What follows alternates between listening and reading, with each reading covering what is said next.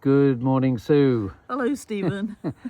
Now, I think we both agree that in this whole business of travel writing, curiosity is central.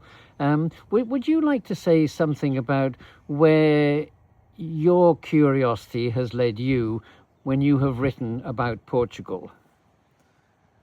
Oh, yeah. Well, I've lived in Portugal for 17, 18 years in this one place on this hill, which is somewhat remote. I mean, you're the neighbour down the hill. It's a beautiful location. But fairly early on, I wanted to connect with what was going on around me. And I started to write articles for the local newspaper, the Resident, about what interested me. I studied history at Warwick University a long time ago, but I've always been interested in history, but also what that history teaches us and my place within that history, I guess, or the present, my place within the present world.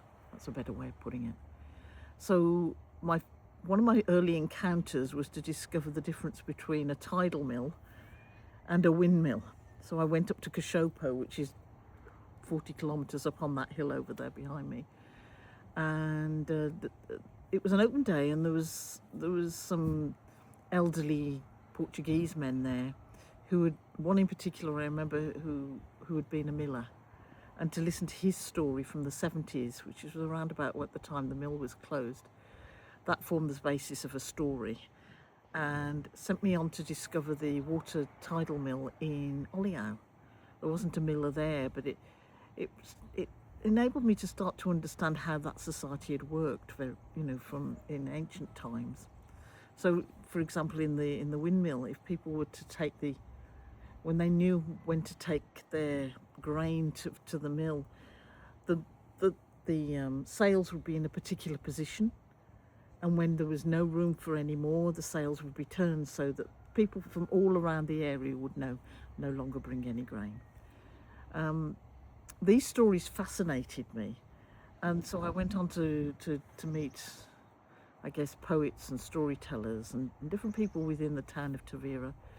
One person in particular helped with this, which was Tella Liao, who died last November.